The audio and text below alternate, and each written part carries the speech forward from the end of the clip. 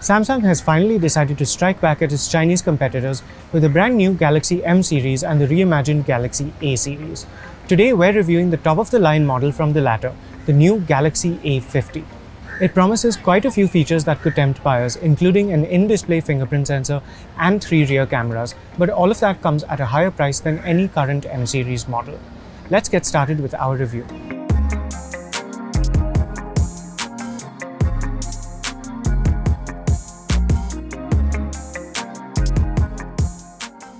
The main attraction of the Galaxy A50 is its 6.4-inch Super AMOLED screen. Samsung has done well to try and trim the borders around the screen, and the rounded corners are very in keeping with current trends. There's still a noticeable chin, but the look is pretty slick overall for a relatively low-cost phone. Among the A series phones, one feature that's exclusive to the Galaxy A50 is the in-display fingerprint sensor. Unfortunately, it isn't the same ultrasonic sensor that the company has used in the flagship Galaxy S10 and S10 Plus, but that would have been expecting far too much. Samsung hasn't stated exactly what material the rear of this phone is made of, but it feels like plastic or polycarbonate. The panel curves slightly to meet the metal rim, and there are no sharp edges anywhere. The rear panel of our black review unit was more like a translucent grey with a slightly iridescent quality to it that makes light refract into rainbow patterns. You'll see this especially at the edges of the phone when you move it around under strong light. Unfortunately, the surface is very glossy, and so it gets completely smudged pretty much the moment you touch it. Some buyers will be disappointed that there's no room for a notification LED on the front of this phone, but the Super AMOLED panel supports an always-on mode, so you can still check notifications at a glance. As far as comfort goes, the Galaxy A50 is quite easy to use and doesn't feel too heavy or thick at all. It fits nicely in one hand and isn't slippery either. The Galaxy M10 and M20 were criticized by some of our readers for their bare-bones retail packages, and Samsung seems to have heard them. The slightly more premium Galaxy A50 does include a headset and a plastic slipcase, in addition to a SIM eject pin, 15-watt charger, and USB Type-C cable. The Galaxy A50 has a 6.4-inch Full HD Plus Super AMOLED panel, which is shared with some of its siblings, but the Octa-core Samsung Exynos 9610 SoC is a cut above the Exynos 7904 that the others use. There are two variants of the Galaxy A50, but the only difference between them is RAM. You can choose between 4GB and 6GB, but storage for both is the same at 64GB, at least for the options launched in India as of now. The 4000 mAh battery is smaller than the 5000 mAh battery that the less expensive Galaxy M30 gets. These factors might confuse buyers a bit. The Galaxy A50 runs Android 9 with the new One UI. During our review, we received an update to the February 2019 Android security patch.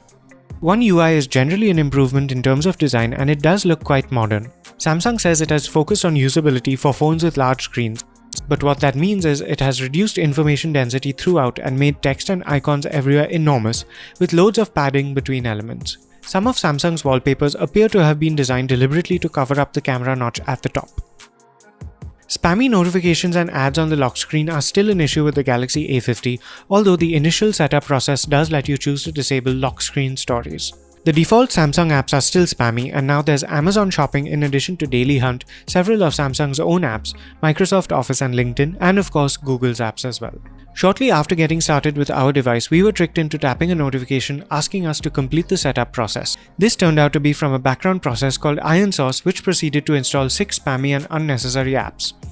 Even the dead simple flashlight app showed multiple ads, including full-screen interstitials blocking the one toggle button on screen, its sole function.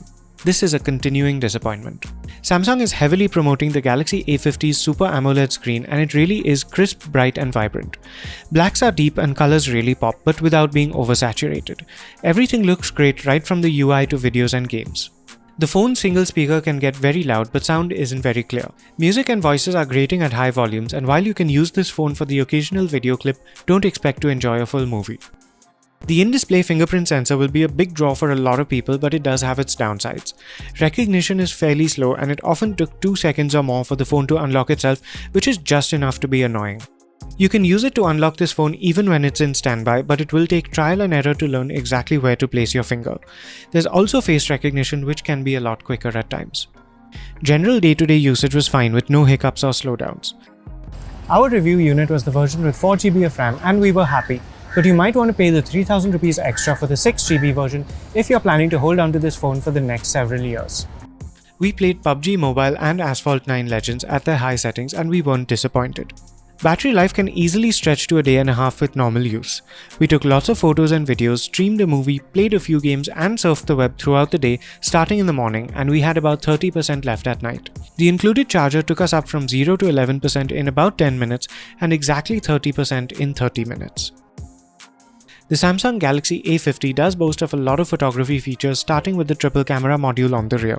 The primary camera has a 25 megapixel sensor, the secondary camera is for wide shots and has an 8 megapixel sensor with a 123-degree field of view, and the third one is a standard 5 megapixel depth sensor.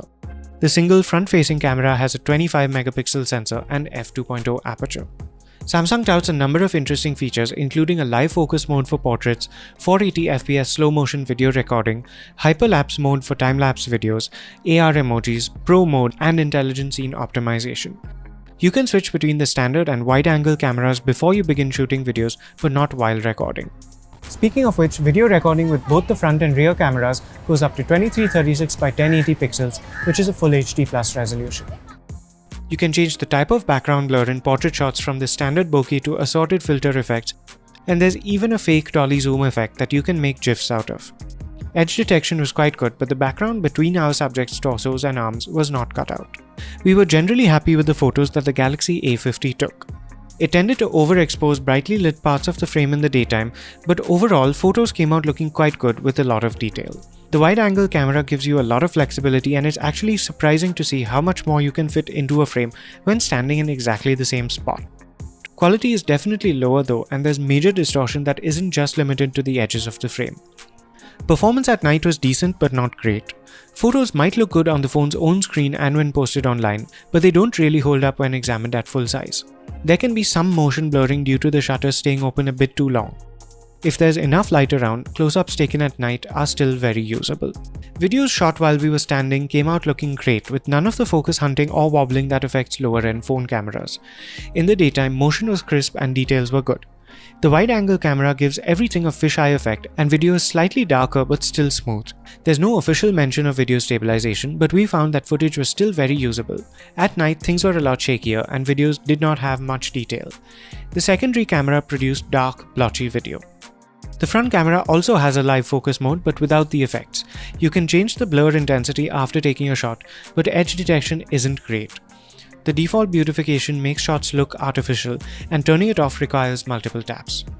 Unfortunately for Samsung, the Galaxy A50 with its starting price of 19,990 rupees competes with Xiaomi's Poco F1, which features the top-end Qualcomm Snapdragon 845 processor.